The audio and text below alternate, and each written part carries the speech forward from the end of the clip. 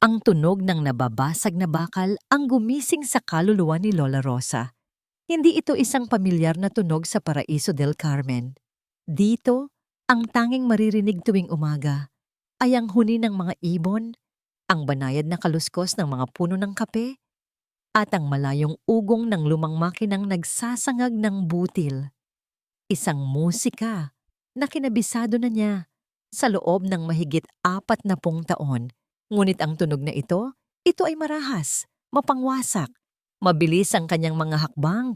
Tinahak ang daan patungo sa lumang kamalig kung saan nakalagak ang puso ng kanilang plantasyon. Bawat yabag niya sa mamasa-masang lupa ay may kasamang kaba. Isang pamilyar na kaba na nagsasabing mayroong mali. Pagdating niya sa bukana ng kamalig, natigilan siya. Ang tanawin sa kanyang harapan ay isang bangungot. Ang luma nilang coffee roaster, ang makinang regalo pa sa kanya ng yumaong asawang si Ricardo, ay binabaklas. 2 trabahador ang walang awang pinupukpok at tinatanggalan ng piyesa ang bakal na katawan nito. Ang makinang naging saksi sa lahat ng tagumpay at pangarap nila ay isa na lamang na ngayong bunton ng basura. Anong ibig sabihin nito? Nanginginig ang boses ni Lola Rosa, napalingon ang mga trabahador, ngunit hindi sa kanya. Ang mga mata nila ay napako sa taong nakatayo sa kanilang likuran, sa ilalim ng lilim. Doon, magkasama sina Daniel, ang kanyang kaisa-isang anak, at si Crane. Si Crane, ang marketing consultant na dinala ni Daniel 2 linggo na ang nakalipas, isang babaeng may ngiting kasing tamis ng pulot, ngunit may mga matang hindi kayang itago ang lamig. "Ma," sabi ni Daniel, lumalapit sa kanya na may pilit na ngiti. "Good morning po. Maaga po kayo nagising." Hindi pinansin ni Lola Rosa ang pagbati. Ang mga mata niya ay nakatuon sa wasak na makina. "Daniel, anong ginagawa ninyo?" "Ma, it's for the better," sagot ni Daniel. Inuunahan na ang galit ng ina. "We're upgrading, Lola Rosa." Malambing na singit ni Crine. Lumapit ito at marahang hinawakan ang braso niya. "That old machine. It's not efficient anymore. May mga bago na pong technology ngayon na mas makakapag-enhance ang flavor ng coffee beans natin." Tinabig ni Lola Rosa ang kamay ng dalaga. Hindi dahil sa lakas, kundi dahil sa biglaang pangingilabot na naramdaman niya sa haplos nito. "Hindi ito basta makina lang, Crane," mariing sabi niya. Ang tingin ay bumalik kay Daniel. "Regalo ito ng papa mo. Ito ang kaluluwa ng paraiso." Sa bawat pag-ikot ng makinang yon noon, naririnig niya ang halakhak ni Ricardo. Sa bawat pag-amoy niya sa sinasangag na kape, naaalala niya ang kanilang mga pangarap. Ngayon, ang lahat ng yon ay dinudurog sa kanyang harapan.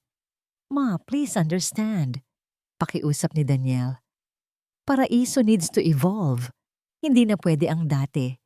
We need to be competitive." Ito ang sinasabi ni Crane. She knows what she's doing. Napayuko si Lola Rosa at naramdaman niya ang unti-unting pag-init ng kanyang mga mata. Isang butil ng luha ang pumatak sa lupa. Tumingala siyang muli, hindi para umiyak, kundi para labanan ang sakit. Ang paraiso ay hindi isang kumpanya na kailangang makipagkompetensya, Daniel. Sabi niya, puno ng hinanakit ang boses. Ito ay tahanan. Ang kape natin ay hindi produkto. Ito ay kwento. Isang katahimikan ang bumalot sa kanila. Tanging ang paminsan-minsang lagitik ng bakal ang maririnig. "I understand your sentiment, Lola." Basag ni Crane sa katahimikan. Ang boses ay puno ng pekeng pag-unawa. Pero sa business, numbers don't lie. And right now, our numbers are stagnant. Kailangan natin ng new direction, a new story to tell. Ngumiti ito kay Daniel. Isang ngiti na tila may lihim silang dalawa na siya lang ang hindi nakakaalam. Gusto sanang sumigaw ni Lola Rosa. Gusto niyang sabihin na walang alam ang babaeng ito sa kwento ng paraiso. Pero nang makita niya ang pagsamba sa mga mata ng kanyang anak, habang nakatingin ito kay Crane, alam niyang talo na siya. Sa gabing iyon, Ang hapunan ay naging isang pulong. Inilatag ni Crane ang kanyang mga plano sa ibabaw ng mesa, sa pagitan ng mga plato ng paboritong pagkain ni Lola Rosa na tila wala ng lasa ngayon. May mga charts, graphs, at mga salitang banyaga na umalingaw-ngaw sa kanilang lumang komedor.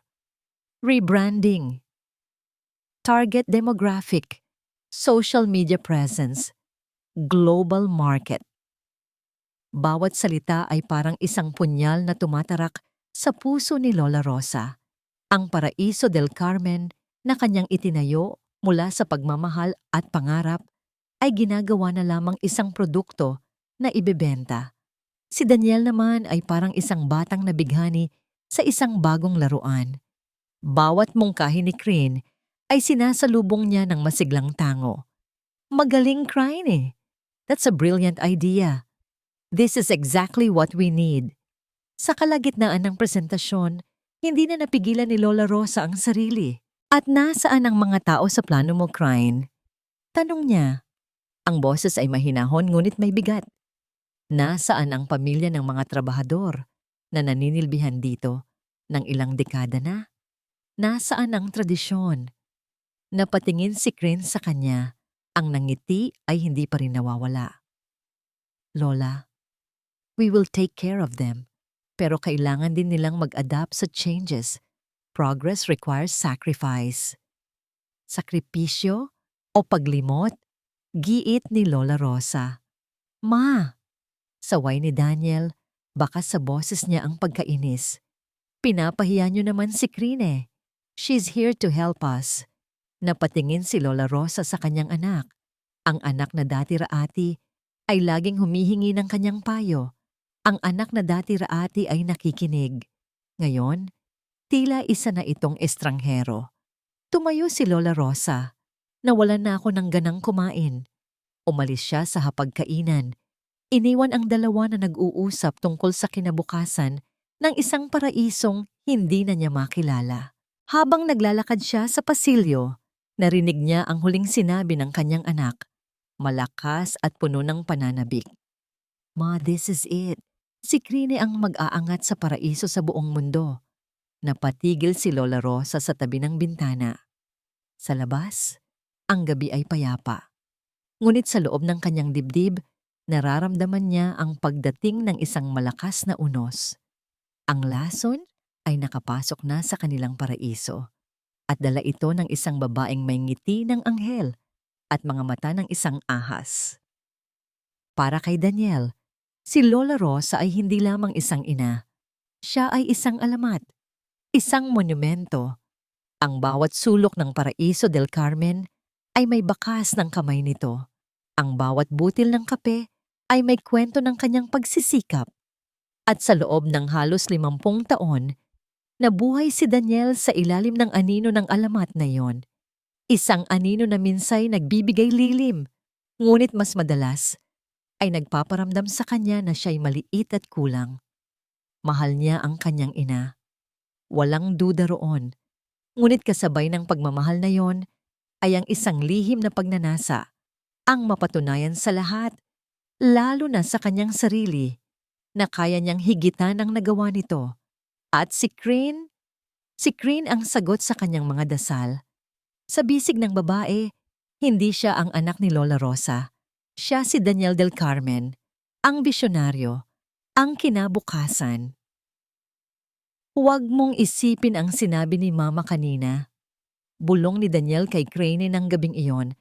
Habang nakatayo sila sa balkonahe ng kanyang silid, tanaw ang natutulog na plantasyon. Hinaplos ni Crane ang kanyang pisngi.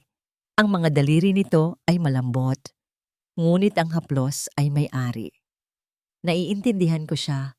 Mahal, it's hard to let go of something you've built from scratch. Tumingin ito sa kanyang mga mata, isang tingin na nagpapalunod sa kanya. She built an amazing legacy. Pero ang legacy ay isang pundasyon, hindi kisame. At ikaw, Daniel, ikaw ang nakakakita kung gaano kataas pa ang pwedeng marating ng paraiso. Sa mga salitang yon, naramdaman ni Daniel ang pag-angat ng isang bagay sa loob niya. Isang kumpiyansa na matagal na niyang hinahanap. Si Crine lang ang nakapagparamdam sa kanya nito. May vision ka, mahal.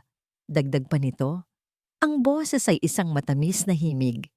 Isang vision na marahil ay hindi pa niya nakikita. At trabaho kong tulungan kang maipakita iyon sa buong mundo. Sa sandaling iyon, handa siyang ibigay kay Crine ang lahat.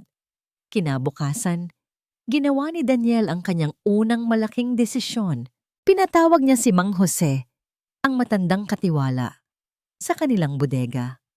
Sa harap nila ay nakalatag ang dalawang uri ng butil ng kape. Ang isa ay ang tradisyonal na Arabica na sila mismo ang nagtatanim. Ang sikreto ng pamilya Del Carmen. Ang isa naman ay isang bago at mamahaling klase ng Liberica beans na inirekomenda ni Crane mula sa isang international supplier. Mang Jose, simula ngayon, ito na ang gagamitin natin para sa aming signature blend. Sabi ni Daniel, itinuturo ang mga butil na galing sa ibang bansa. Napakunot ang noo ng matanda. Dinampot niya ang ilang butil. Inamoy ito. Sir Daniel, sigurado po ba kayo rito? Ito pong sa atin ang tatak ng paraiso. Ito po ang kaluluwa ng kape natin. Panahon na para sa pagbabago, Mang Jose? Madiin na sagot ni Daniel. Inuulit ang mga salitang narinig niya mula kay Crane. We need a bolder, more modern taste. Ito ang hinahanap ng market ngayon. Pero sir, wala nang pero, Mang Jose. Putol ni Daniel. Bahagyang tumaas ang boses. Ako ang masusunod dito. Simulan mo na ang pagsasanay sa mga tauhan. Tumalikod si Daniel. Hindi na pinakinggan pa ang pag-aalinlangan ng matanda. Habang naglalakad siya pabalik sa malaking bahay, naramdaman niya ang kakaibang gaan. Sa wakas, siya na ang gumagawa ng desisyon. Siya na ang nagpapatakbo. Ngunit ang gaan na yon ay hindi nagtagal. Naabutan siya ng kanyang ina sa pasilyo. Hindi na kailangan ni Lola Rosa na magsalita. Ang amoy ng bagong sinasangag na kape ay iba. Isang amoy na estranghero sa loob ng kanilang tahanan. Daniel, sabi ni Lola Rosa. Ang boses ay kalmado, ngunit naglalaman ng bigat ng isang paparating na bagyo. Anong ginawa mo? Bago pa man makasagot si Daniel, lumitaw si Crane sa kanyang tabi. Tila isang anghel na tagapagtanggol. Good morning po, Lola. Nag-e-experiment lang po kami ng bagong blend. It's my suggestion po. Hindi ko kausap ang bisita, Daniel. Mariing sabi ni Lola Rosa. Ang mga mata ay nakapako sa anak. Ang pinag-uusapan natin dito ay ang pagtataksil sa ating pinaghirapan. Pagtataksil? Ma, it's just coffee. Hindi na napigilan ni Daniel ang sarili. Sinusubukan lang namin na i-improve ang produkto. Walang kailangang i-improve sa perpekto na. Lola, Daniel was just so excited to show you his new idea. Malambing na singit ni Crine. Lumapit ito at hinawakan ang braso ni Daniel na para bang pinapakalma ito. Maybe we can just give it a try? Para po itong regalo ni Daniel sa inyo, sa paraiso. Ang mga salita ni Crine ay parang gasolinang ibinuhos sa apoy. Nakita ni Daniel ang eksena sa mata ng isang tagalabas. Isang matandang babae na ayaw bumitaw sa nakaraan at isang anak na puno ng magagandang ideya na pilit pinipigilan. At si Crane, nasa gitna, sinusubukang maging tagapamayapa. Nakaramdam siya ng hiya. Hiyang-hiya siya para sa kanyang ina. Huminga siya ng malalim, pinakalma ang sarili, at tumingin ng diretso kay Lola Rosa. Ang mga mata niya ay malamig at desidido. Ma, ako na ang bahala dito. Natahimik ang lahat. Ang tanging maririnig ay ang tibok ng puso ni Daniel, malakas at matatag. Panahon na para magpahinga na kayo. Ang mga salitang binitawan ni Daniel ay hindi isang pakiusap. Iyon ay isang utos, isang hatol. Panahon na para magpahinga na kayo. Sa mga sumunod na araw, ang mga salitang iyon ay umaling-awngaw sa bawat sulok ng Paraiso del Carmen. Naramdaman ni Lola Rosa ang unti-unting pagkawala ng kanyang paraiso, na para bang sinasakop ito ng isang dayuhang hukbo. Ang mga mesang gawa sa lumang nara ay pinalitan ng mga babasaging muebles na malamig sa paningin. Ang mga katutubong palamuti ay tinanggal at isinilid sa bodega. Pinalitan ng mga abstract paintings na walang kwento. Kahit ang mga uniforme ng mga trabahador na may borda ng bulaklak ng kape ay pinalitan ng mga itim na damit na walang buhay. Bawat pagbabago ay isang sampal sa kanya. Sinubukan niyang kausapin ang mga matatandang trabahador, ang mga taong kasama niyang nagtanim ng unang puno ng kape. Ngunit ang nakita niya sa kanilang mga mata ay takot. Isang takot na nakadirekta hindi sa kanya, kundi sa bagong reyna ng Paraiso, si Crane. "Pasensya na po, Senyora Rosa," sabi ng isa sa kanila, si Mang Cardo, na halos 50 taonan nang naninilbihan sa kanila. "May bago na po kasing patakaran. Kay Ma'am Crane na raw po kami dapat mag-report. Siya na ang nagmamay-ari ng lugar. Siya ang nagtayo. Ngunit ngayon, siya na ang tila dayuhan sa sarili niyang pamamahay. Ang pinakamasakit na dagok ay dumating sa araw na hindi niya inaasahan. Papasok sana siya sa kanyang lumang opisina, ang lugar kung saan niya pinaplano ang lahat, nang makita niyang abala si Crane sa loob. Itinatapon nito ang mga lumang libro de kwenta at mga papeles sa isang malaking kahon. "Anong ginagawa mo sa opisina ko?" tanong ni Lola Rosa. Ang boses ay nanginginig sa pigil na galit. Ngumiti si Crane, isang ngiting kasing talim ng patalim. "Oh Lola, naglilinis lang po. Daniel told me I can use this space. Mas malapit po kasi sa sentro ng operasyon. You know, for efficiency." "Ito ang opisina ko," pagdidiin ni Lola Rosa. "Well, this is my office now," sagot ni Crane, na wala na ang pagkukunwari sa boses nito. Sa sandaling iyon, alam na ni Lola Rosa, hindi ito tungkol sa pagbabago. Ito ay tungkol sa kapangyarihan.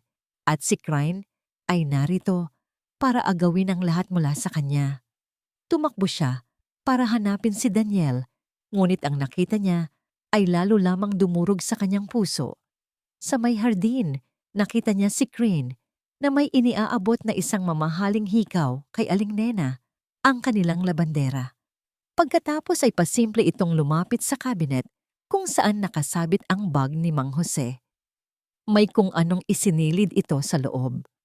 Isang masamang kutob ang gumapang sa buong pagkatao ni Lola Rosa. Kinagabihan, nagkaroon ng komosyon. "Nawawala ang diamond earrings ko," sigaw ni Crane. Ang boses ay puno ng pagkataranta. "Regalo pa naman sa akin iyon ni Daniel." Agad na nag-utos si Daniel na halughugin ang buong kabahayan. Nagkunwari si Crane na ayaw na niyang palakihin ang issue, ngunit ang kanyang mga mata ay palihim na sumusulyap kay Mang Jose na tahimik lamang na nakatayo sa isang sulok.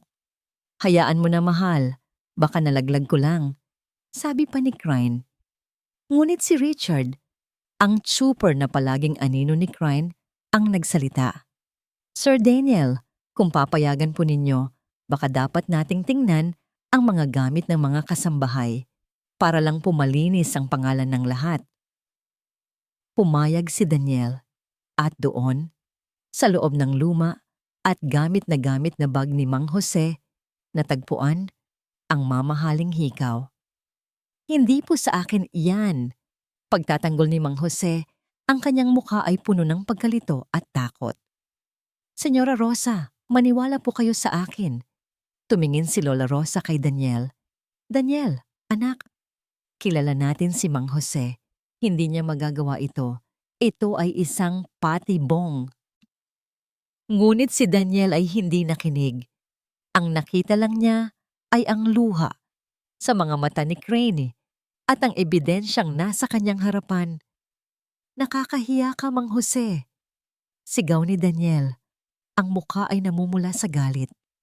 Pagkatapos ng lahat ng tiwala na ibinigay namin sa'yo, umalis ka na ngayon din. Ayoko nang makita pa ang pagmumukha mo sa pamamahay na ito. Daniel, huwag! Pakiusap ni Lola Rosa. Niyakap niya ang matandang katiwala. Kaibigan natin siya. Pero huli na ang lahat. Kinaladkad ng 2 gwardiya si Mang Jose palabas ng bahay. Bago ito tuluyang mawala sa pinto, lumingon ito sa kanya. Ang mga mata nito ay puno ng lungkot at isang babala. Mag-iingat po kayo sa ahas sa loob ng pamamahay ninyo, senyora. Naiwan si Lola Rosa na nanginginig. Nang gabing iyon, pinuntahan niya si Daniel sa opisina. Ang opisina na dati ay sa kanya. Nakaupo si Crane sa kanyang silya. Habang si Daniel ay nakatayo sa tabi nito, tila isang tapat na alagad. Daniel, kailangan nating mag-usap, sabi ni Lola Rosa. Tungkol saan, ma? Malamig na tanong ni Daniel. Hindi man lang siya tinitingnan. Tungkol sa ginawa mo kay Mang Jose. Tungkol sa babaeng yan.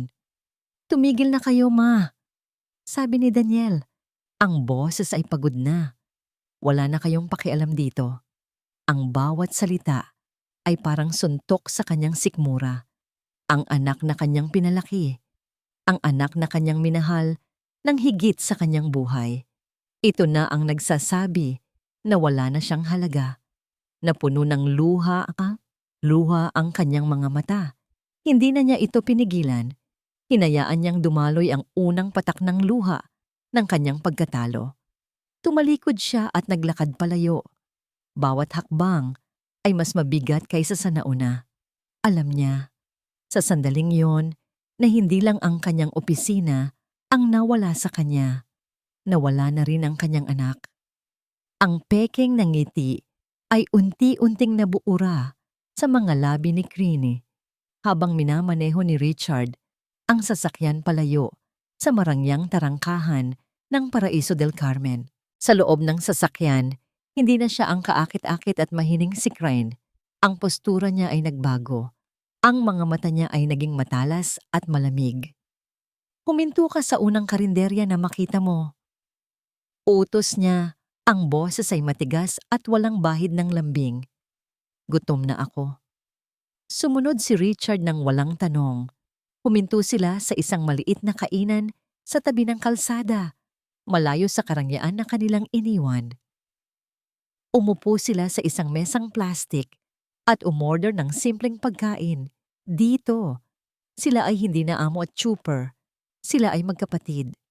Masyado ng delikado ito, Crane. Basag ni Richard sa katahimikan. Ang boses ay puno ng pag-aalala. Ang pag-alis kay Mang Jose, nakita ko ang tingin sa atin ni Lola Rosa. Alam niya, mas mabuti na yon. Sagot ni Crane. Walang pakialam na sumubo ng kanin. Mas madali siyang gumawa ng pagkakamali kung galit siya. Pero ang plano natin ay kunin lang ang kumpanya, hindi wasakin ang isang pamilya. Giit ni Richard. Napatigil si Crane sa pagkain. Ibinitin niya ang kanyang kutsara at tinitigan ang kanyang kuya. Isang tingin na nagpatigil sa paghinga nito. Anong pamilya, Richard? Tanong niya. May pait sa bawat salita. Ang mga taong tulad nila ang sumira sa pamilya natin. Huwag mong sabihin sa akin na nakalimutan mo na ang pagmamakaawa ni Itay, ang mga luha ni Inay. Pare-pareho lang sila. Mayayaman, mapang-api. Ang kaibahan lang, mas magaling magtago sa likod ng kanilang kabaitan ang mga Del Carmen. Hinawakan niya ang kamay ng kapatid sa ibabaw ng mesa. Ito na ang hustisya para sa atin, kuya. Ang Paraiso del Carmen ang magiging kabayaran sa lahat ng ninakaw nila sa atin. At malapit na. Kailangan ko lang tanggalin ang huling sagabal. Ang huling sagabal. Si Lola Rosa. Pagbalik nila sa Paraiso, nagsimula na ang susunod na yugto ng plano ni Crane. Kinagabihan, habang ang lahat ay natutulog, tahimik siyang pumasok sa kusina. Alam niya kung saan nakalagay ang mga bitamina ng matanda. Dahan-dahan niyang kinuha ang bote. Sa kanyang bulsa, meron siyang dalang isang maliit na supot ng puting pulbos, isang uri ng gamot na pampakalma, na kung iinumin ng regular sa maliit na dosis, ay magdudulot ng bahagyang pagkalito at paghina ng memorya. Isa-isa niyang binuksan ang bawat kapsula ng bitamina, itinapon ang laman, at pinalitan ito ng puting pulbos. Maingat, tumpak, walang bakas ng pag-aalinlangan sa kanyang mga kamay. Hindi ito pagpatay, ito ay pagpapahina. Isang paraan para sirain ang kredibilidad ng matanda hanggang sa wala ng sino man ang maniwala sa kanya. Makalipas ang ilang araw, nagsimula nang makita ang epekto. Isang hapon, habang nagkakape sila sa sala, sinimulan ni Crane ang kanyang pag-atake. Nandoon si Daniel abala sa pagbabasa ng mga report. "Lola," malamig na sabi ni Crane. "Naaalala niyo po ba noong fiesta last year? Grabe po ang saya noon, di ba? Lalo na po noong dumating si Mayor at kinamayan kayo sa entablado para sa inyong award." Napakunot ang noo ni Lola Rosa. "Fiesta? Anong mayor? Walang pumuntang mayor dito at wala akong natatandaang award." Nagkunwaring nagulat si Crane. "Po? Imposible naman po, Lola. Nandoon po tayong lahat. Di ba, mahal?" Binalingan niya si Daniel. Napatingala si Daniel mula sa kanyang binabasa. Naguguluhan. Oo ma. Naaalala ko yon. Ang dami pang ngang tao." "Hindi." Mariing pagtanggi ni Lola Rosa, lalo lamang siyang nalito. "Sigurado akong walang ganoong nangyari." Tumingin si Crane kay Daniel. Ang kanyang mga mata ay puno ng pag-aalala. Hinawakan niya ang braso nito at bumulong, sapat lang para marinig nilang dalawa. "Hayaan mo na, baka nalilito lang ako." Ngunit ang buto ng pagdududa ay naitanim na. Nakita ni Daniel ang pagkalito sa mukha ng kanyang ina at ang sinserong pag-aalala sa mukha ni Crane at pinili niyang paniwalaan ang huli. Nang gabing iyon, sa kanilang silid, niyakap ni Crane si Daniel mula sa likuran habang nakatanaw ito sa bintana. Isinandal niya ang kanyang ulo sa likod nito. Ang kanyang hininga ay mainit at mapang-akit. "Mahal," bulong niya. "Nag-aalala na ako para kay Mama." Naramdaman niya ang pagtigas ng katawan ni Daniel. "I think kailangan na ni Mama ng tulong." Patuloy niya, ang bawat salita ay maingat na pinili, puno ng pekeng awa. Baka hindi na niya kaya mag-isa. Ang mga salita ni Crane ay parang lason na dahan-dahang gumapang sa isip at puso ni Daniel. Kailangan na ni Mama ng tulong. Sa simula, pilit niya itong iwinawaksi. Hindi, malakas ang kanyang ina. Siya ang haligi ng paraiso. Ngunit sa bawat araw na lumilipas, ang mga katibayan ay dumarami. Isang araw, hinahanap ni Lola Rosa ang kanyang salamin sa mata na nakapatong lang pala sa ibabaw ng kanyang ulo. Sa ibang araw naman, tinawag niya si Daniel sa pangalan ng yumaong ama nito. Mga maliliit na bagay, ngunit kapag pinagsama-sama, ay bumubuo ng isang nakakabahalang larawan. Isang larawang maingat na ipininta ni Crane. "She needs professional care, mahal," sabi ni Crane isang gabi, habang pinapakita kay Daniel ang isang brochure ng isang magandang wellness resort sa isang malayong probinsya. Isang lugar na tahimik kung saan makakapagpahinga siya ng husto, malayo sa stress. Ang mga larawan sa brochure ay nagpapakita ng isang paraiso. Mga hardin, asul na swimming pool, at mga nakangiting matatanda. Mukha itong perpekto, isang perpektong kasinungalingan. Kinausap niya ang kanyang sarili. Para ito sa ikabubuti ni Mama. Para ito sa kapakanan niya. Paulit-ulit niyang sinabi iyon hanggang sa halos maniwala na siya. At kaya, sa bigat ng puso na hindi niya kailanman naramdaman, pumayag siya. "Aalis tayo, Ma," sabi ni Daniel sa ina kinabukasan. Pilit na pinapasigla ang kanyang boses. "Magbabakasyon tayo. Isang surprise treat ko para sa'yo." Ang mga mata ni Lola Rosa ay nagliwanag. Ang epekto ng gamot ay nagdulot sa kanya ng bahagyang pagkalito, ngunit ang pag-asa sa isang bakasyon kasama ang kanyang anak ay sapat na para burahin ang anumang pagdududa. Talaga anak? Tayong dalawa lang? Opo ma, tayong dalawa. Pagsisinungaling niya. Sa araw ng kanilang pag-alis, habang tinutulungan niya ang ina na mag-empake, naririnig niya ang mga bilin nito. Daniel, bantayan mong mabuti ang paraiso, ha? Huwag mong pababayaan ang mga tao. At ang kape, siguraduhin mong nasusunod ang tamang proseso.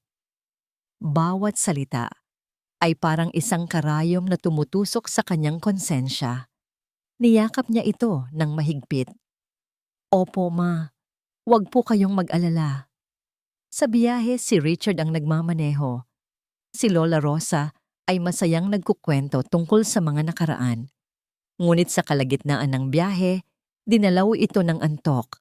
Epekto ng gamot na pampakalma na palihim na inihalo ni Crine sa kanyang inuming tubig. Dahan-dahan itong sumandal sa balikat ni Daniel at nakatulog. Habang pinagmamasdan niya ang natutulog na mukha ng kanyang ina, ang mukhang nag-aruga sa kanya mula pagkabata, naramdaman niya ang pangingilid ng kanyang mga luha. Gusto niyang sabihin kay Richard na ibalik ang sasakyan. Gusto niyang bawiin ang lahat.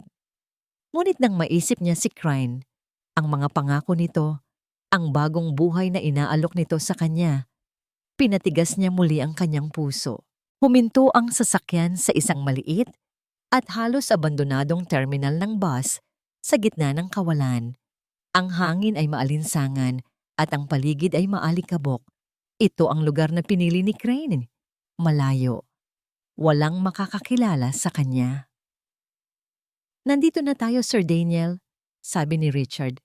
Ang boses ay walang emosyon. Ginising ni Daniel ang kanyang ina. Magising na po. Nandito na tayo. Nagising si Lola Rosa, naguguluhan. Nasaan tayo, anak? Ito ba ang resort? Hindi ma, sabi ni Daniel, umiiwas ng tingin. Dito po muna kayo maghihintay. May susundo po sa inyo. Kinuha niya ang isang maliit na bag na naglalaman ng ilang pirasong damit at isang sobrang may kaunting pera. Walang cellphone, walang anumang pagkakakilanlan. Inilagay niya ito sa mga kamay ng kanyang ina. Hindi niya kayang salubungin ang mga mata nito. Daniel? Tanong ni Lola Rosa. Ang boses ay nagsisimula nang manginig sa takot. Anong ibig sabihin nito? Saan ka pupunta? Babalik din po ako, ma. Pagsisinungaling niya, hinalikan niya ito sa noo. Isang mabilis at malamig na halik. At pagkatapos, tumalikod siya at mabilis na pumasok sa sasakyan. Paandarin mo na, utos niya kay Richard. Umarangkada ang sasakyan, iniwan ang ulap ng alikabok. Tumingin si Daniel sa side mirror. Nakita niya ang kanyang ina, nakatayo, pagkatapos ay dahan-dahang umupo sa isang maruming bangko. Ang reyna ng Paraiso del Carmen, iniwang mag-isa sa gitna ng kawalan. Ang imaheng iyon ay sumunog sa kanyang isipan. Nang makabalik sila sa paraiso, sinalubong siya ng yakap ni Crine sa may pintuan. Isang mahigpit na yakap ng tagumpay. Ginawa mo ang tama, mahal. Bulong nito sa kanyang tainga. Tumangulang si Daniel. Ngunit sa loob-loob niya, sa kaibuturan ng kanyang kaluluwa, naririnig niya ang isang sigaw. Isang sigaw na nagsasabing sinunog niya ang sarili niyang paraiso at itinapon ang pinakamahalagang kayamanan na mayroon siya. Sa magulong mundo ng Maynila, si Mia del Carmen ay isang mandirigma. Nakikipaglaban sa mga deadline, sa trapiko, at sa isang boss na laging humihingi ng imposible. Ang kanyang sandata ay ang kanyang laptop at ang kanyang kalasag ay isang tasa ng matapang na kape, isang paalala, kahit malayo, sa kanyang tahanan. Ngunit sa mga nagdaang linggo, ang kape ay nagsimulang mag-iwan ng mapait na lasa sa kanyang bibig. Mayroong isang kabang gumagambala sa kanyang dibdib, Isang pakiramdam na mayroong mali sa paraiso. Isang pakiramdam na hindi niya maipaliwanag. Sinubukan niyang tawagan ang kanyang Lola Rosa, ngunit wala itong sagot. Ang telepono ay nagri-ring lang, nang nagri-ring hanggang sa maputol ang linya. Ito ay hindi pangkaraniwan. Ang kanyang lola ay laging may dalang cellphone, isang lumang modelo na halos hindi na nito binibitawan. Baka lowbat lang, sabi niya sa sarili. Sinusubukang alisin ang pag-aalala. Tinawagan niya ang kanyang ama. Sa pangatlong ring, sumagot ito. Papa, kamusta na po kayo? Kamusta si Lola? Tanong niya agad. Narinig niya ang isang pilit na tawa sa kabilang linya. Mia anak, napatawag ka. Okay lang kami dito. Abala lang sa mga pagbabago. Si Lola po, bakit hindi niya sinasagot ang tawag ko? Nagkaroon ng isang maikling katahimikan. Ang lola mo, nasa isang wellness retreat siya ngayon. Nagpapahinga. Alam mo na, para sa mga senior, maihina ang signal doon, kaya siguro hindi kanya masagot. Napakunot ang noo ni Mia. Wellness retreat? Si Lola Rosa?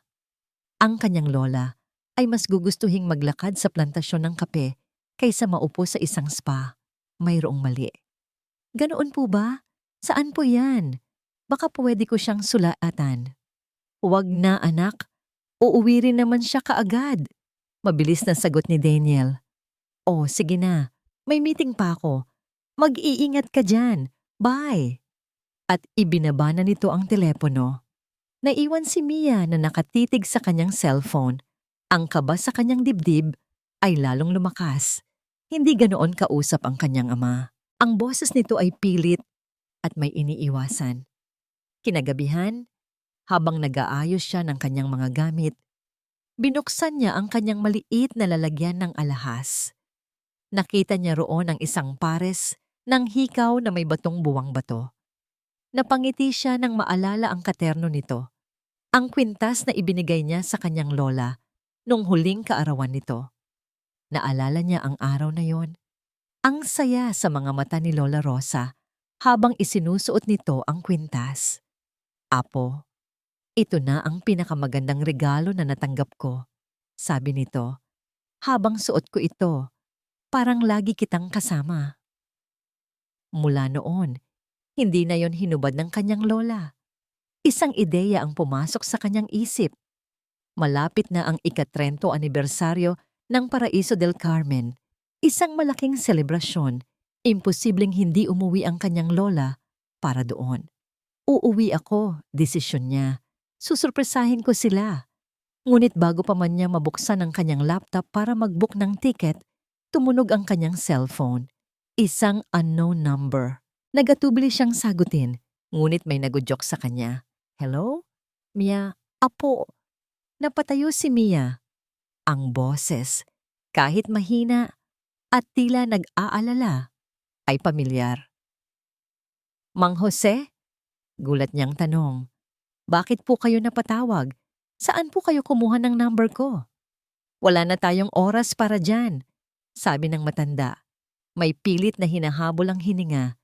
Narinig niya ang ingay ng mga sasakyan sa likuran nito. Mia apo, umuwi ka.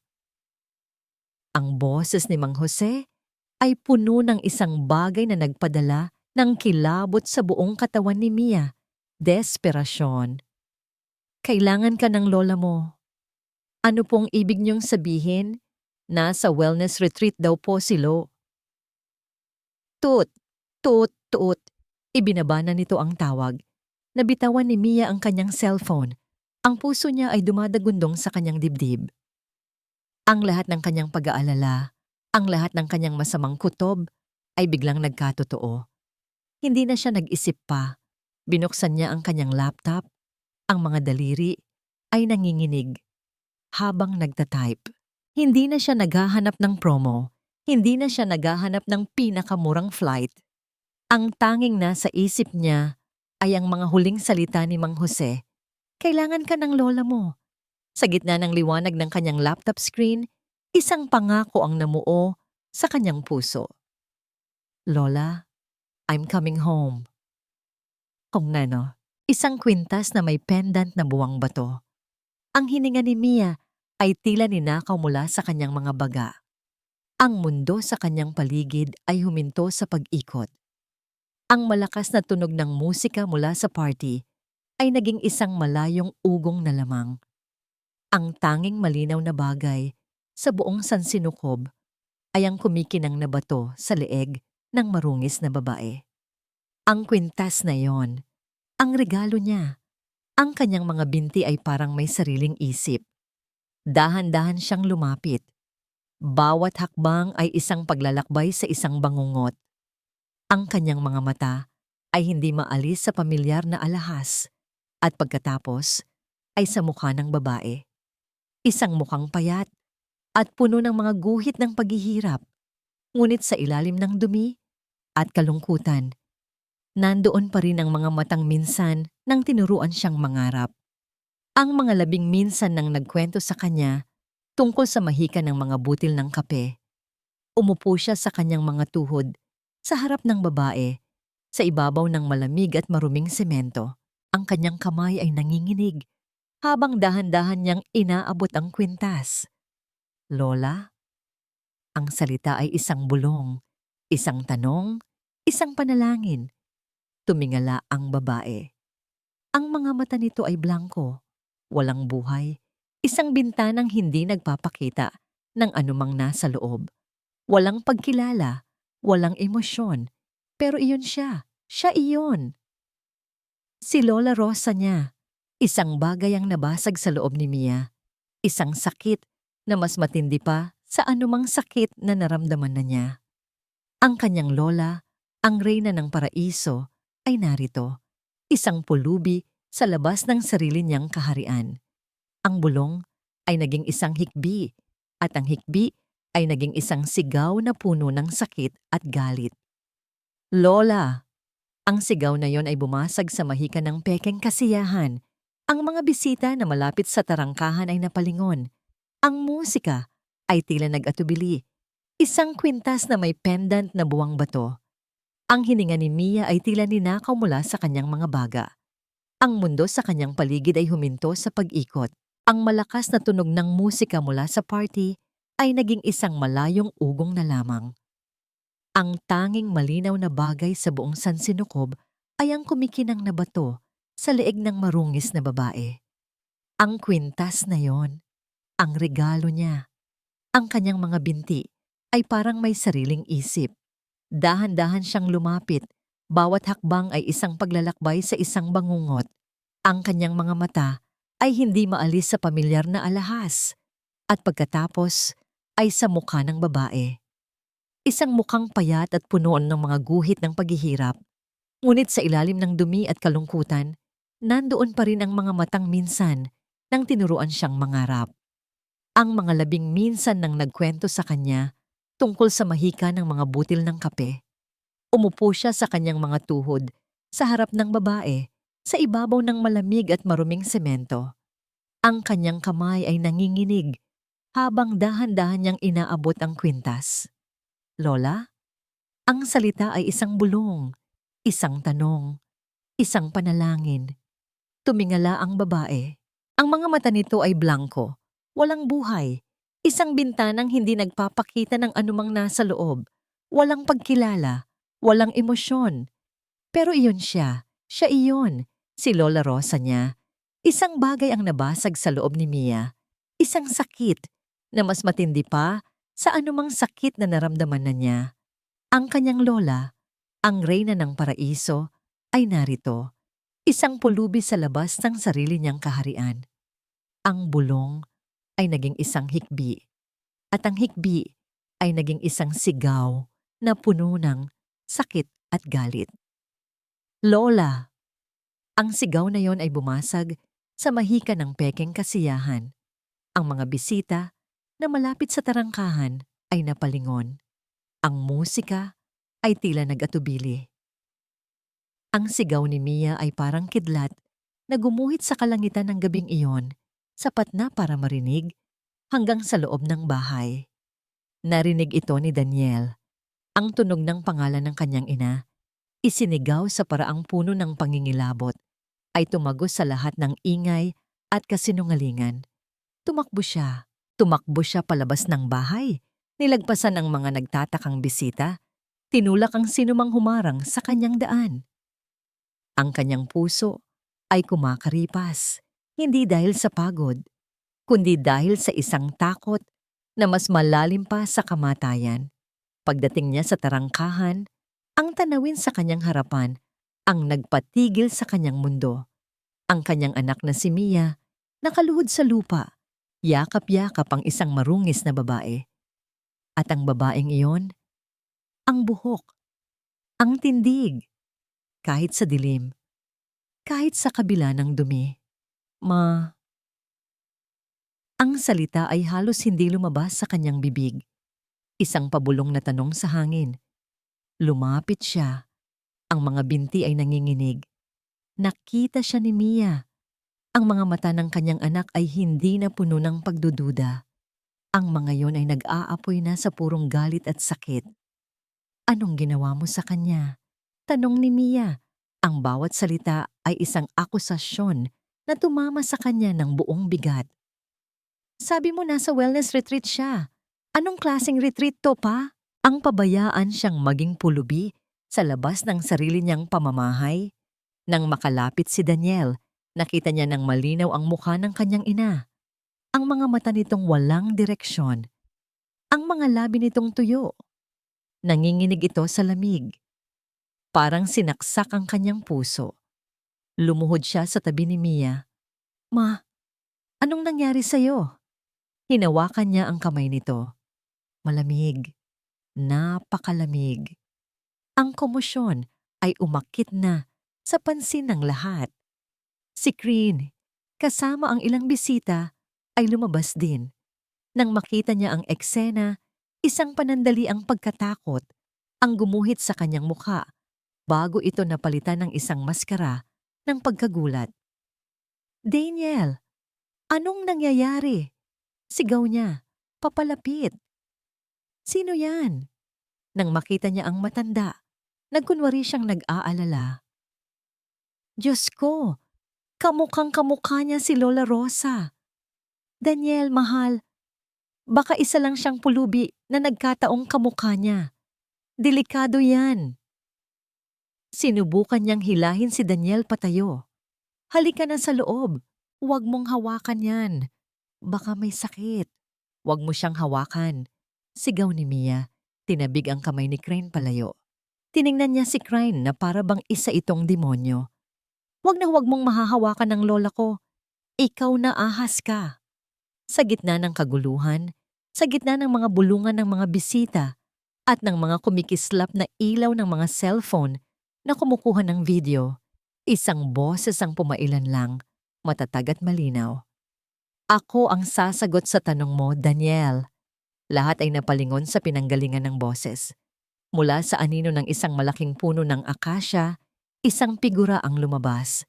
Isang matandang lalaki na may simpleng kasuotan, ngunit may tindig na puno ng dignidad. Alam ko ang lahat. Si Mang Jose. Walang saysay ang party.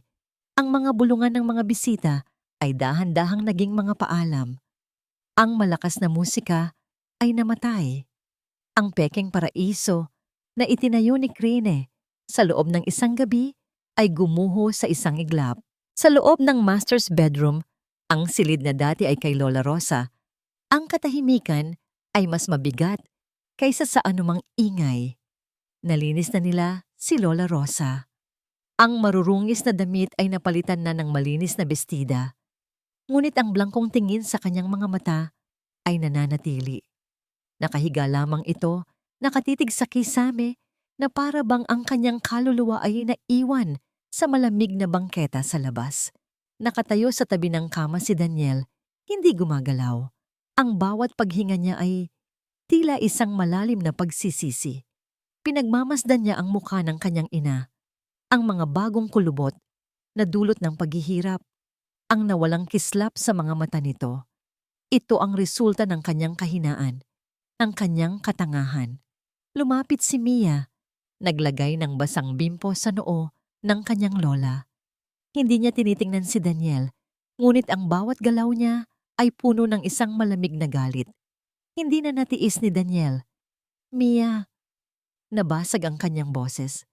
Anak, patawarin mo ako. Hindi lumingon si Mia. Ako ang may gawa nito sa kanya, Mia. Ako. Sabi niya, ang mga luha ay nagsimula ng bumagsak mula sa kanyang mga mata. Naniwala ako sa kanya. Pinaniwalaan ko ang lahat ng kasinungalingan niya. Ako. Ako ang nag-utos kay Richard na iwan siya. Sa wakas, hinarap siya ni Mia.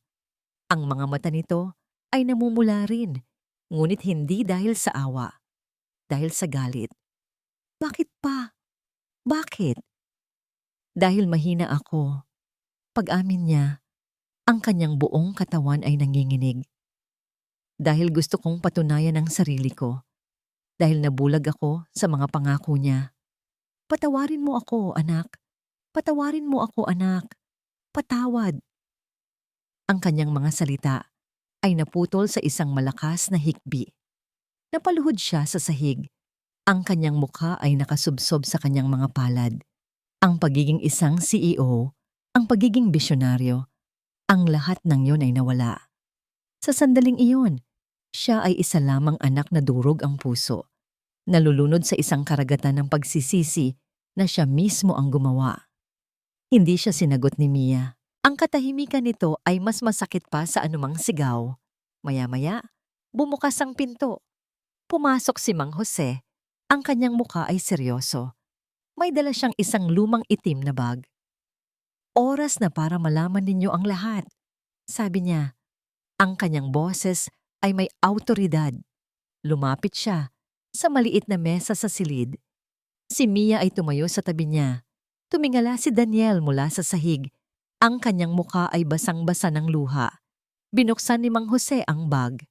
Ang unang inilabas niya ay isang maliit na digital recorder. Simula nang dumating si Crane, mayroon na akong masamang kutob.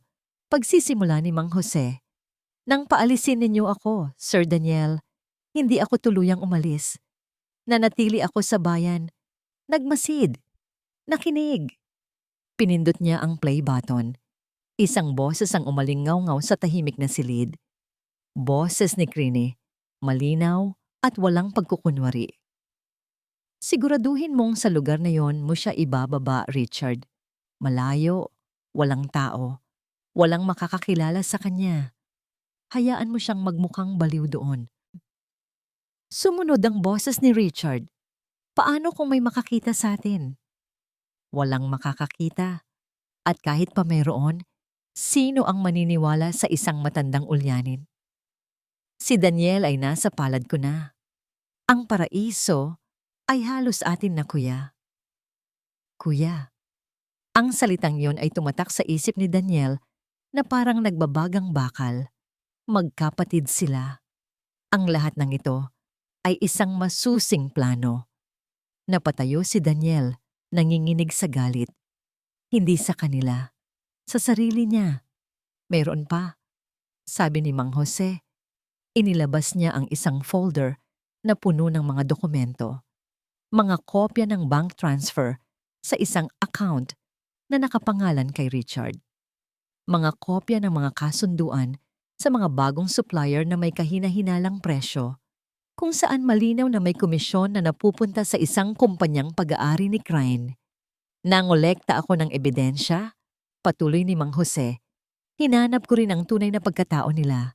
Si Crane at Richard, galing sila sa isang pamilyang nalugi dahil sa isang alitan sa lupa laban sa isang mayamang pamilya sa probinsya nila. Simula noon, iyon na ang naging misyon nila. Ang manloko at wasakin ang mga pamilyang tulad ng sa inyo. Ang lahat ng piraso ng puzzle ay nagkadugtong-dugtong, bumubuo ng isang larawan ng kasakiman at paghihiganti. Humarap si Mang Jose kay Mia. Apo, alam kong masakit. Ngunit kailangan nating maging matatag para sa lola mo. Tumingin si Mia sa kanyang lola na mahimbing na natutulog, tila pagod mula sa isang mahabang laban. Pagkatapos, tumingin siya sa kanyang ama na ngayon ay nakatayo. Ang mga kamao ay nakakuyom. At sa huli, tumingin siya kay Mang Jose, ang tanging taong naging tapat sa kanila mula sa simula. Ang mga luha sa mata ni Mia ay natuyo. Napalitan ito ng isang apoy, isang determinasyon na mas matibay pa sa bakal. Tumayo siya ng tuwid. Ang kanyang tindig ay nagbago.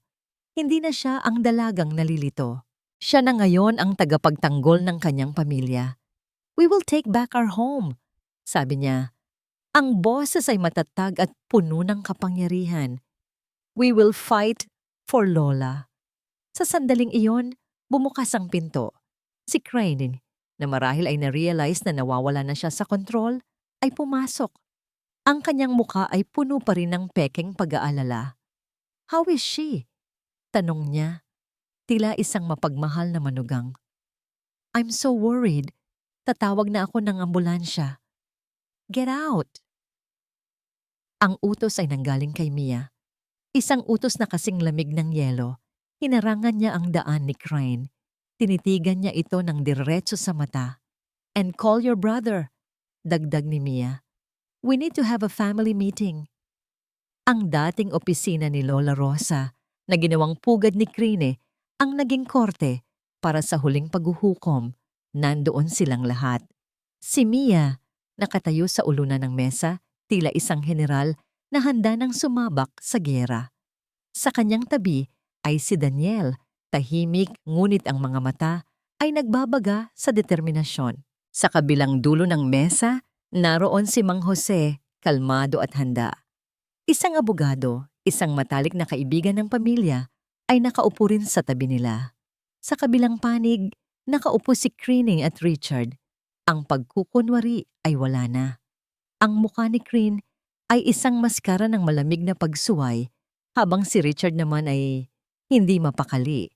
Ang kanyang mga mata ay palipat-lipat ang tingin. "Nagtataka siguro kayo kung bakit ko kayo pinatawag dito." Panimula ni Mia. Ang kanyang boses ay umaalingaw-ngaw sa tensyonadong katahimikan ng silid. "Pero sa tingin ko, alam na ninyo." Ngumisi si Crane. "Kung ito ay tungkol sa matanda, wala kaming kinalaman dyan. Nagkataon lang ang lahat." "Nagkataon?" tanong ni Mia. Isang nangiti na walang bahid ng saya ang sumilay sa kanyang labi. "Tulad ng pagkataon na magkapatid pala kayo." Ang kulay sa mukha ni Richard ay biglang nawala. Napatingin siya kay Crane na nanatiling matatag ang ekspresyon. "Hindi ko alam ang sinasabi mo," sagot ni Crane.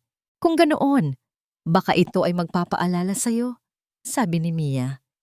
Kinuha ni Mang Jose ang digital recorder at pinindot ang play button. Muling umalingaw sa silid ang usapan ng magkapatid tungkol sa kanilang plano. Ang bawat salita ay parang martilyo na pumupukpok sa huling pako sa kanilang kabaong. Nang matapos ang recording, tumayo si Crane. "Isang peking recording. Madali lang gawin yan."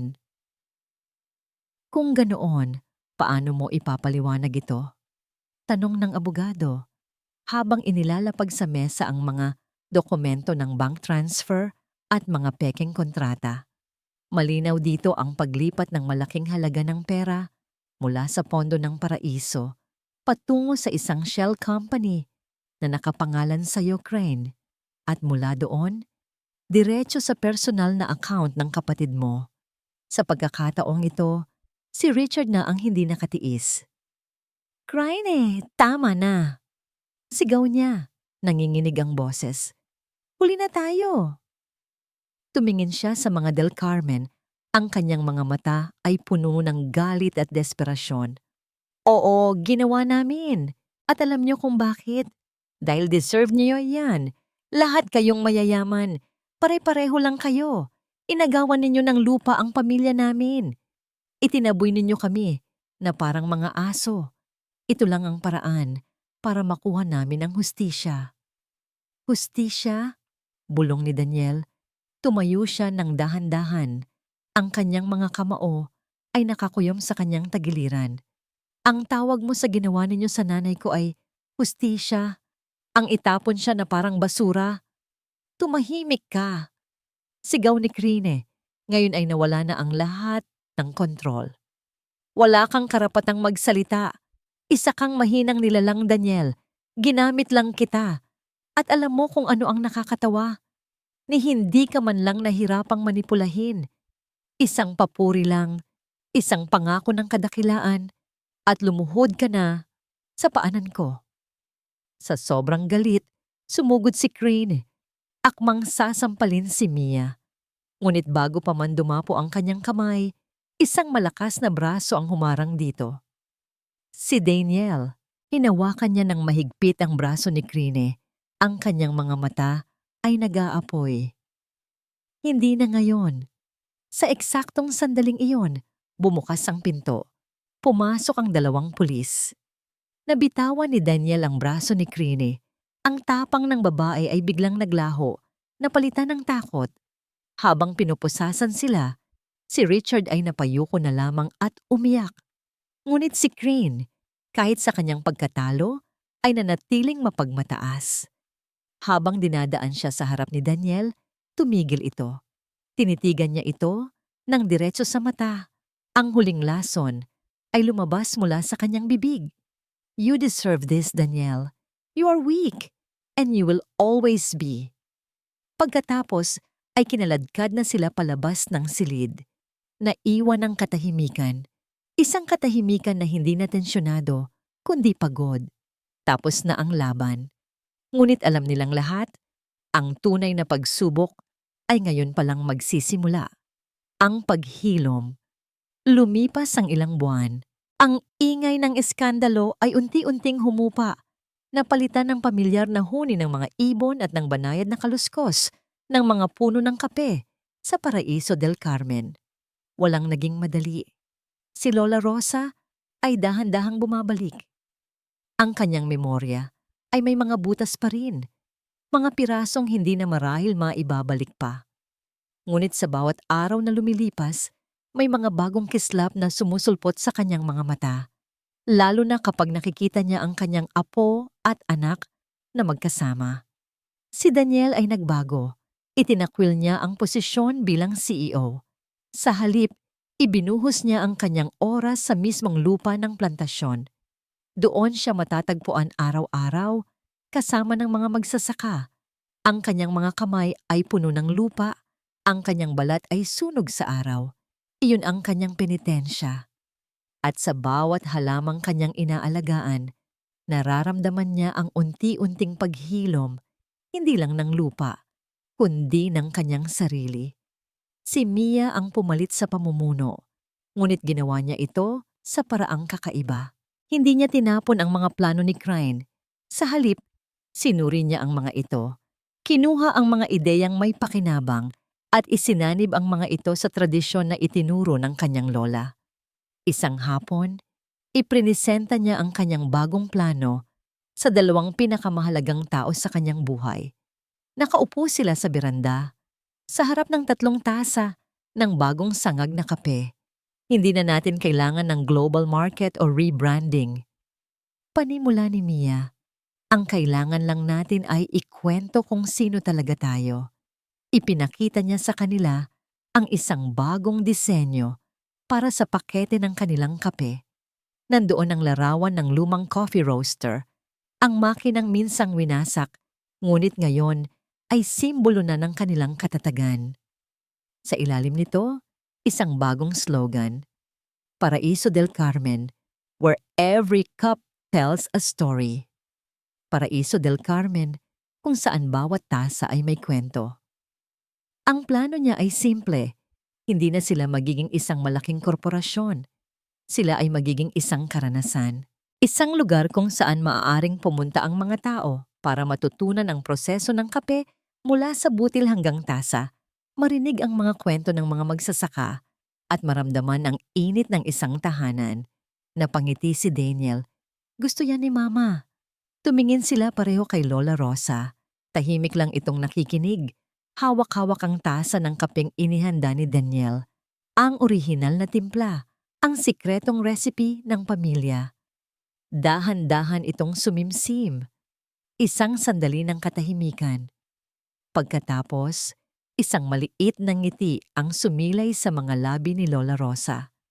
Isang totoong nangiti, ang unang totoong nangiti na nakita nila sa loob ng maraming buwan. Tumingin ito sa tasang hawak, pagkatapos ay sa paligid, sa mga puno, sa bahay, sa kanyang anak at apo. Ito, bulong niya. Ang boses ay mahina, ngunit malinaw. Ito ang tahanan. Dalawang salita lamang, ngunit para kina Mia at Daniel, iyon ang pinakamahalagang hatol sa buong mundo. Naluha si Daniel, ngunit hindi na ito luha ng pagsisisi. Ito ay luha ng pasasalamat. Hinawakan niya ang kamay ng kanyang ina. Lumapit si Mia at inakbayan ang kanyang ama. Doon, sa paglubog ng araw, habang ang langit ay nagiging kulay kahel, 3 henerasyon ng mga Del Carmen ang magkakasamang nakaupo. Wasak. Hindi perpekto. Ngunit buo. Ang lason ay naalis na. Ang mga sugat, bagamat nag-iwan ng peklat, ay nagsisimula ng maghilom.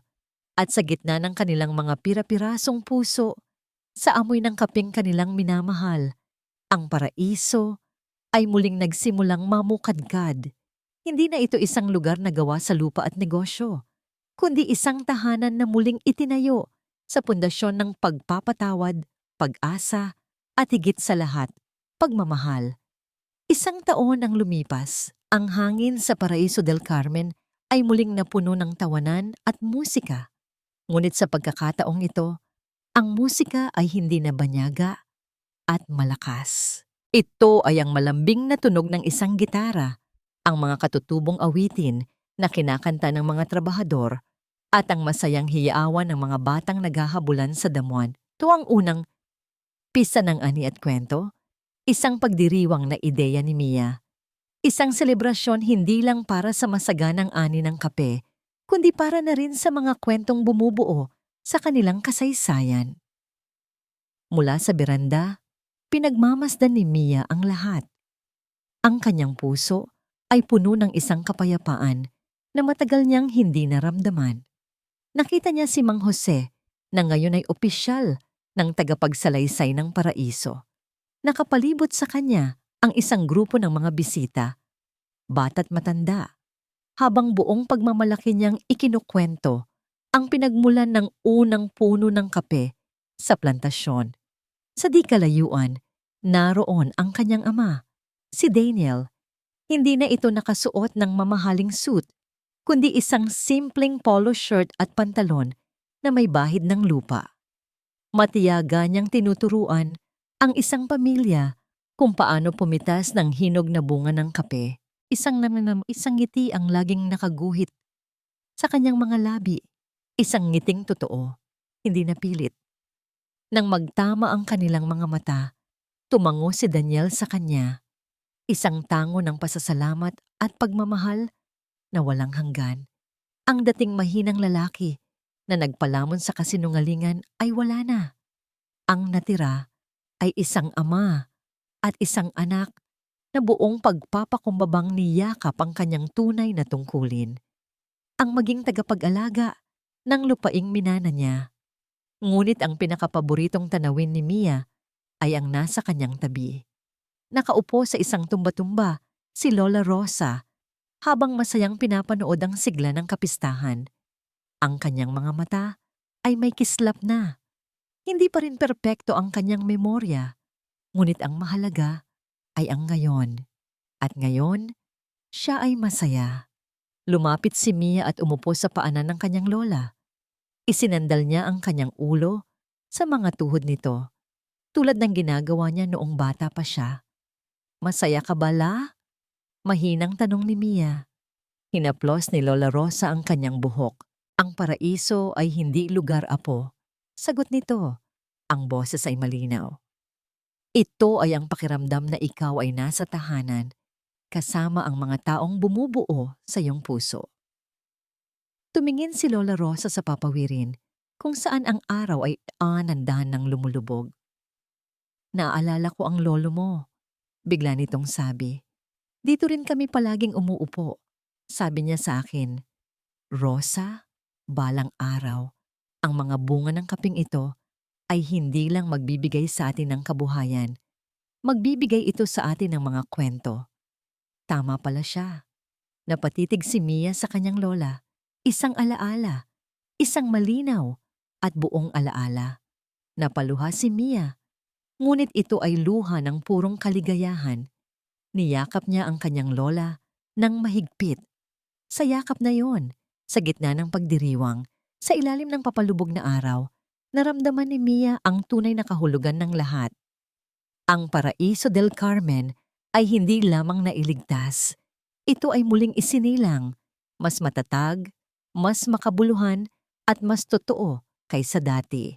Dahil ang pundasyon nito ay hindi na lamang lupa at negosyo, kundi ang mga peklat ng nakaraan, ang pagpapatawad sa kasalukuyan, at ang walang hanggang pag-ibig ng isang pamilya. At dito nagtatapos ang kwento ng pamilya del Carmen, isang kwento ng pagkawala at muling pagbabalik sa kanilang tahanan, ang Paraiso. Maraming salamat sa inyong pakikinig, mga minamahal naming taga-subaybay. Salamat sa inyong pananatili hanggang sa huling patak ng bawat luha, sa bawat tibok ng pusong kinabahan, at sa bawat buntong hininga ng pag-asa. Habang isinusulat ko ang kwentong ito, ang pinakamabigat na parte ay ang pagsasalaysay sa pag-abandona kay Lola Rosa. Bawat salita ay parang isang tinik, isang paalala na kung minsan, ang pinakamasakit na sugat ay hindi mula sa kaaway, kundi mula sa mga taong pinakamamahal natin. Ang kwentong ito ay sumibol mula sa isang personal na takot. Ang takot na sa ating paghabol sa mga makabagong pangarap ay baka hindi natin namamalayan na naiiwan na pala natin ang mga tunay na kayamanan na humubog sa atin. Sana, sa paglalakbay na ito, naramdaman ninyo ang mensaheng nais naming iparating na ang pagpapatawad ay hindi paglimot, kundi isang pagpapalaya. Na ang pag-asa ay isang maliit na kandila na kayang magbigay liwanag kahit sa pinakamadilim na gabi. At ang pinakamatibay na pundasyon ng anumang paraiso ay hindi ginto o kapangyarihan, kundi ang pag-ibig na nagbubuklod sa isang pamilya. At ngayon, nais kong iwan sa inyo ang isang tanong. Kung kayo si Mia o si Daniel, sa harap ng lahat ng sakit at pagkakasala, kaya mo rin bang patawarin ang taong minsan nang sumira sa iyong mundo para lamang buuin itong muli? Inaanyayahan ko kayong ibahagi ang inyong mga saloobin sa comment section sa ibaba. Anong aral ang inyong napulot? Sino ang karakter na pinaka-nag-iwan ng marka sa inyo? Ang inyong bawat salita ay mahalaga sa amin. Kung ang kwentong ito ay umantig sa inyong puso, huwag kalimutang i-like, i-share, at mag-subscribe para sa marami pang mga kwentong magpapaalala sa atin ng tamis at pait ng pag-ibig. Hanggang sa muli. Ang kwento ay isinulat ni Lost in Love.